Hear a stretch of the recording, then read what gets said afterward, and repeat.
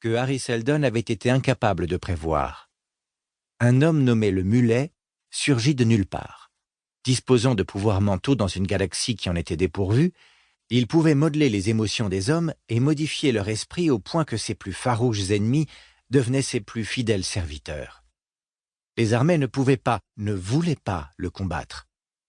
La première fondation s'effondra et le plan Seldon sembla à jamais enfoui sous ses décombres. Restait la mystérieuse seconde fondation, qui avait été prise au dépourvu par la soudaine apparition du Mulet, mais qui, désormais, mettait lentement en œuvre une parade. Le secret de son emplacement faisait sa principale défense. Le Mulet la chercha afin de parachever sa conquête de la galaxie. Les fidèles de ce qui restait de la première fondation la cherchèrent pour obtenir de l'aide, mais aucun ne la trouva. Le Mulet fut d'abord arrêté par l'action d'une simple femme, Beita Darel, et ce délai permit à la seconde fondation de s'organiser en conséquence et ainsi d'arrêter une fois pour toutes le Mulet. Lentement, la seconde fondation se prépara à relancer le plan Seldon. Mais, en un sens, la couverture de la seconde fondation avait disparu.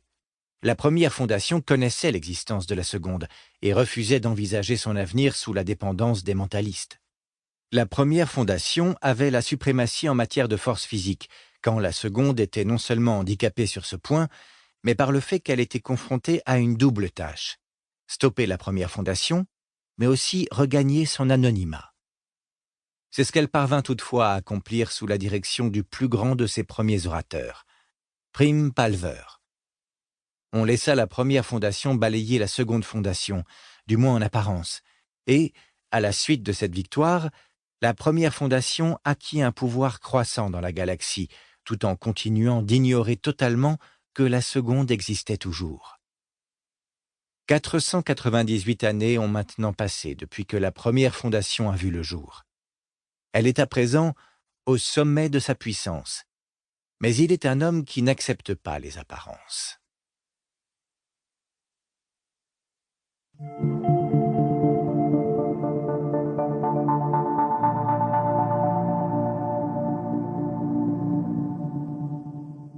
Chapitre 1.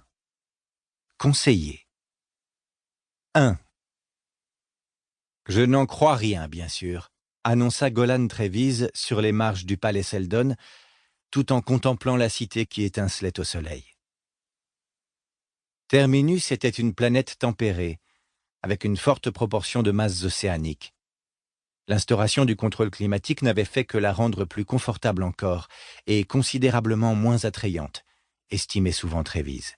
« Je n'en crois pas un mot », répéta-t-il avec un sourire, et ses dents blanches et régulières illuminèrent son visage juvénile. Son compagnon et collègue au conseil, Munly Compor, il avait adopté un second prénom au mépris de toutes les traditions de Terminus, hocha la tête, mal à l'aise. « Qu'est-ce que tu ne crois pas? Que nous avons sauvé la cité? » « Oh, ça je veux bien le croire. »« C'est vrai, non? D'ailleurs, Seldon avait dit qu'on le ferait. Et qu'on devait le faire, et qu'il savait déjà tout ça depuis 500 ans. » La voix de Compor descendit d'un ton, et c'est dans un demi-murmure qu'il dit « Écoute, moi, je m'en fiche que tu me parles comme ça, parce que pour moi, ce ne sont que des mots, mais si tu vas le crier sur les toits, on risque de t'entendre. Et là, franchement, j'aimerais mieux ne pas être à côté de toi quand la foudre tombera, d'ici que le coup ne soit pas très précis. » Trevize conserva son sourire imperturbable. Il répondit « Quel mal y a-t-il à dire que la ville est sauvée, et qu'on y est parvenu sans une guerre? » « Il n'y avait personne à combattre, » remarqua Compor. Il avait les cheveux blond crème, les yeux d'un bleu céleste, et il avait toujours résisté à la tentation de modifier ses teintes démodées. « Tu n'as jamais entendu parler de guerre civile, Compor ?» demanda Trevize. Ce dernier était grand, les cheveux bruns et légèrement frisés, et il avait l'habitude de marcher les pouces passés dans sa sempiternelle ceinture de toile. Une guerre civile en pleine capitale? La question était suffisamment grave pour déclencher une crise Seldon. Elle a mis fin à la carrière politique de Anis. Pour continuer à écouter ce livre audio gratuitement, cliquez sur le lien dans la description et vous pourrez l'écouter en entier sans frais grâce à l'essai de 30 jours d'Audible.